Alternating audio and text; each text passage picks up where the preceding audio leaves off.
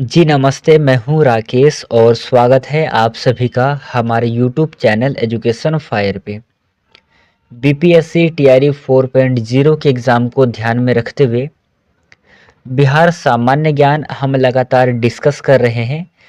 आज का जो सेशन होने वाला है, सेशन नंबर 44 होने वाला है। इससे पहले बिहार से रिलेटेड जो भी इम्पोर्टेंट क्वेश्चंस है, जो भी अन्य टॉपिक है बिहार एग्ज़ाम से संबंधित, उन टॉपिक को मैं करवा चुका हूँ। जिन लोगों ने अभी तक नहीं देखा है उन क्लासेस को, आप जाइए क्लास को देखिए। वीडियो के डिस्क्रिप्शन बॉक्स में उस प्लेलिस्ट का लिंक डला है, वहाँ पर जाकर के विजिट करिए और देखिए। 1857 की क्रांति, ये जो टॉपिक है ये हर एक एग्ज़ाम के लिए इम्पोर्टेंट है। ये मैंने आपको करवा दिया है, आप जाकर के देख लेना। दूसरा, भारतीय राष्ट्रीय आंदोलन, इंडियन नेशनल मूवमेंट, ये टॉपिक भी प्रत्येक एग्ज़ाम के लिए इम्पोर्टेंट है। ये टॉपिक भी मैंने करवा दिया है।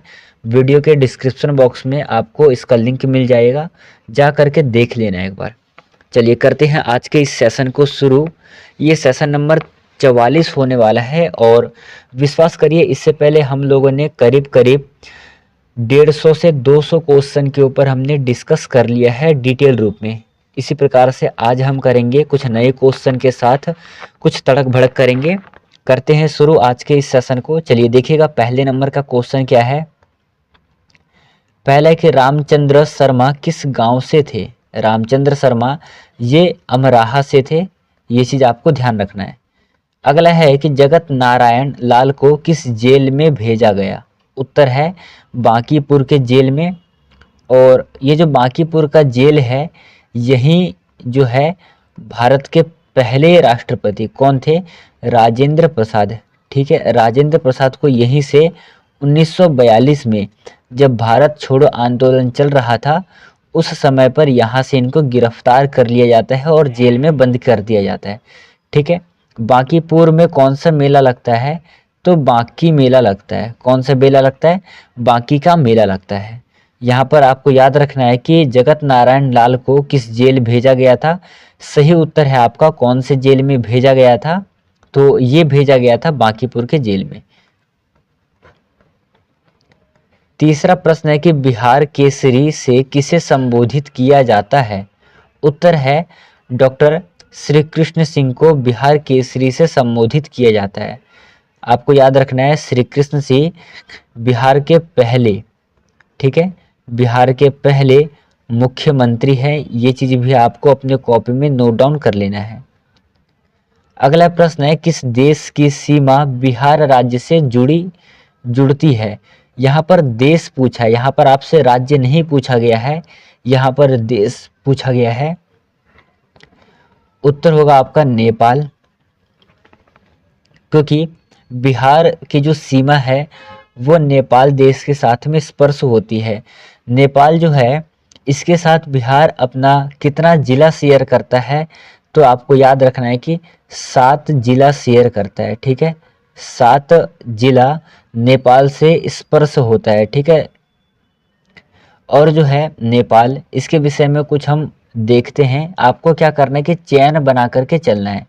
चैन का मतलब समझते हैं, जिस प्रकार से हम कबड्डी खेलते हैं, कबड्डी में क्या होता है, चैन बना करके हम किसी को पकड़ते हैं। ऐसे ही जो जीके जीएस है, इनको आप जितना ही चैन बना करके पढ़ेंगे आप, उतना आपके लिए ये यूज़फुल रहेगा। जैसे नेपाल, इसकी राजधानी क्या है, नेपाल की राजधानी है काठमांडू।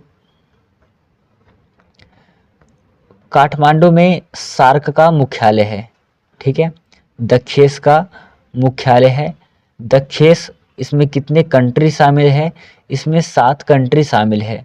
ठीक है, 7 देश शामिल है। 7 देश कौन कौन से शामिल है, तो आपको नाम नोट डाउन करना है। भारत, पाकिस्तान, अफगानिस्तान, नेपाल, भूटान,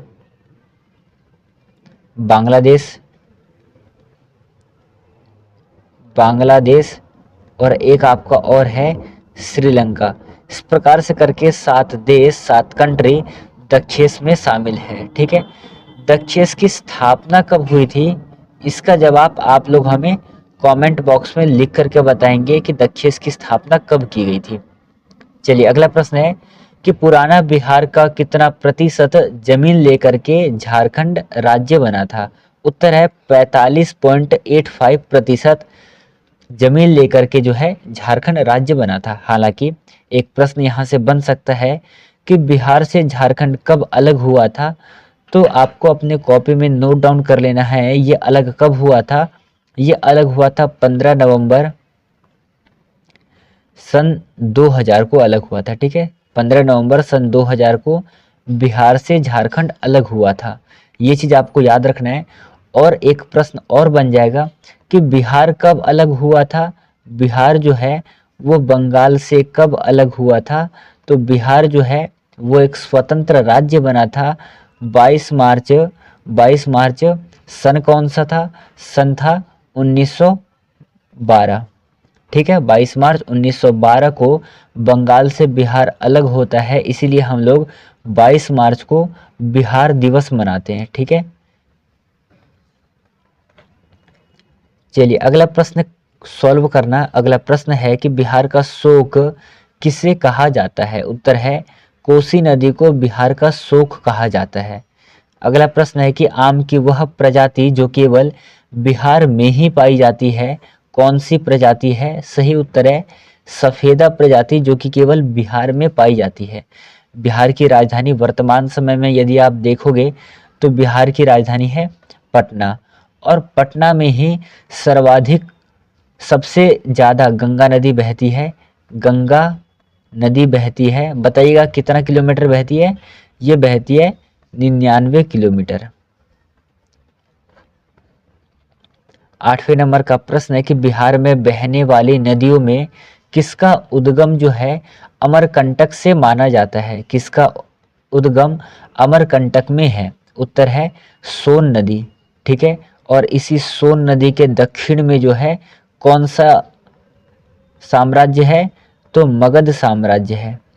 ठीक है, मगध साम्राज्य है। और आपको पता है कि मगध साम्राज्य क्या है, ये एक महाजनपद है। मगध साम्राज्य एक महाजनपद है और प्राचीन समय में, ठीक है, प्राचीन समय में महाजनपदों की संख्या कितनी थी। महाजनपदों की संख्या थी 16। इन 16 महाजनपदों में से सबसे शक्तिशाली जो महाजनपद था वो कौन सा था। सबसे शक्तिशाली महाजनपद था मगध। ये भी आपको अपनी कॉपी में नोट डाउन कर लेना है। अगला प्रश्न है कि संपूर्ण बिहार राज्य कहाँ पर स्थित है। तो ये सारा जो बिहार है वो मैदानी क्षेत्र में स्थित है। यहाँ तक क्लियर है आप सभी को, समझ में आ रहा है सभी को। चलिए समझ में आ रहा है तो अगला प्रश्न है कि बिहार में तेल शोधक कारखाना कहाँ पर स्थित है। उत्तर है आपका ये पटना में स्थित है, और पटना के विषय में मैंने अभी आपको बताया है। अगला है कि बिहार की कौन सी नदी पर बहुउद्देशीय परियोजना का निर्माण कार्य किया जाता है। उत्तर है आपका कोसी नदी, और कोसी नदी को जो है क्या कहा गया है, इसे बिहार का शोक कहा गया है। कोसी नदी को बिहार का शोक कहा गया है, ये भी आपको एक प्रश्न याद रखना है। अगला प्रश्न है कि 12वें नंबर का कि किस फसल के उत्पादन में बिहार देश में अग्रणी है। बिहार जो है किस फसल के उत्पादन में अग्रणी है, तो मखाना उत्पादन में अग्रणी है।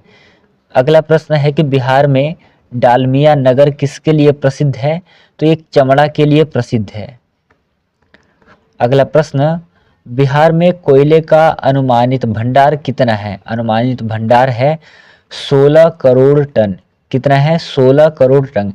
ये संख्या कोई आम संख्या नहीं है, ये इसलिए कोई सा एग्जाम हो ये प्रश्न पूछा गया है और पूछे जाने की आशंका है, तो ध्यान रखना आपको। अगला प्रश्न है कि पूर्वी मध्य रेलवे क्षेत्र का मुख्यालय कहाँ पर स्थित है। उत्तर है हाजीपुर में स्थित है। अगला प्रश्न है बिहार में केला उत्पादन का प्रसिद्ध क्षेत्र कौन सा है। कौन सा उत्पादन, केला उत्पादन का प्रसिद्ध क्षेत्र कौन सा है, तो हाजीपुर जो है साथियों बिहार में केला उत्पादन का प्रसिद्ध क्षेत्र है। ये चीज आपको ध्यान रखना है। चलिए ये वाला प्रश्न आप सॉल्व कर चुके हैं कि बिहार की खेती के लिए देश का अग्रणी राज्य कौन सा है? सॉरी, मखान की खेती के लिए देश का अग्रणी राज्य कौन सा है? अग्रणी राज्य है बिहार। बिहार की स्थापना कब होती है? स्थापना होती है 22 मार्च को होती है इसकी स्थापना। कब? 1912 में। ठीक है। बिहार जो है इसमें राज्यसभा, लोकसभा, विधानसभा की सीट कितनी है? इसका जवाब आप लोग हमें कमेंट बॉक्स में बताएंगे। कमेंट बॉक्स में इस प्रश्न का आपको जवाब बताना है। अगला प्रश्न है कि ककोलत जलप्रपात बिहार के किस जिले में स्थित है? सबसे पहले हम जिले की बात करते हैं। बिहार में 38 जिले हैं। हालांकि जब हम जिलों की बात करेंगे तो सन 2000 तक बिहार में 37 जिले थे। इसके बाद 2001 में एक जिला और ऐड किया गया था, तब जाकर के 38 जिला ऐड हुआ था। और 38वां जिला कौन सा था जो ऐड किया गया था? वो था 38वां जिला अरावल था। ठीक है, क्या था? अरावल। इस प्रश्न का सही आंसर हो जाएगा ककोलत जलप्रपात बिहार के नवादा जिले में स्थित है। ठीक है, ये आपको ध्यान रखना है। अंतिम 2 सवाल है, करना एक बार मन लगा करके। कौन सा शहर बिहार के सबसे पूर्वी भाग में स्थित है? आप यहाँ से अनुमान लगा सकते हैं। ये आपका एक मैप है। ये आपका उत्तर दिशा है, दक्षिण, पूर्व और ये पश्चिम दिशा है। यहाँ पर पूछा है कि पूर्वी भाग में, मतलब कि इस भाग में कटिहार होना चाहिए। तो आपको ध्यान से देखना है कि कटिहार कहाँ पर है। अगर आप यहाँ से शुरू करते हो किशनगंज, इसके बाद किशनगंज के बाद आपका आ जाएगा बक्सर, फिर इसके बाद कटिहार। ठीक है, तो पूर्वी भाग में स्थित कौन सा है? कटिहार है। ये चीज़ आपको याद रखना है। अगला प्रश्न है कि झीलों में से कौन सी झील बिहार में स्थित है? बहुत सारी भारत में झील है, इन सभी झीलों में से बिहार में कौन सी झील है? उत्तर है आपका अनुपम झील। ठीक है, यहाँ तक क्लियर है? यदि यहाँ तक क्लियर है तो एक बार चैनल को सब्सक्राइब कर लो, लाइक कर लेना और बेल आइकन को प्रेस कर लेना, ताकि जो भी एग्ज़ाम से रिलेटेड इन्फॉर्मेशन हो, सूचनाएं हो, वो सूचना सबसे पहले आप तक पहुँचे। तो प्यारे साथियों, अभी तक जिन लोगों ने चैनल को सब्सक्राइब नहीं किया है, जिन स्टूडेंटों ने, जिन छात्रों ने अभी तक चैनल को सब्सक्राइब नहीं किया है, सब्सक्राइब कर ले। और जो भी आगे आने वाली क्लास है वो क्लास आपके लिए इम्पॉर्टेंट है, क्योंकि जैसे जैसे हम आगे बढ़ते चलेंगे वैसे वैसे हम एग्ज़ाम के नज़दीक बढ़ते चलेंगे। तो इन बातों को ध्यान में रखिएगा। हम मिलेंगे कल के सेशन में। कल हम इससे आगे कुछ और डिफ़िकल्ट क्वेश्चन को सॉल्व करेंगे और डिटेल रूप में पढ़ेंगे। करते हैं समाप्त आज के सेशन को। धन्यवाद। जय हिंद साथियों, मिलेंगे कल के सेशन में।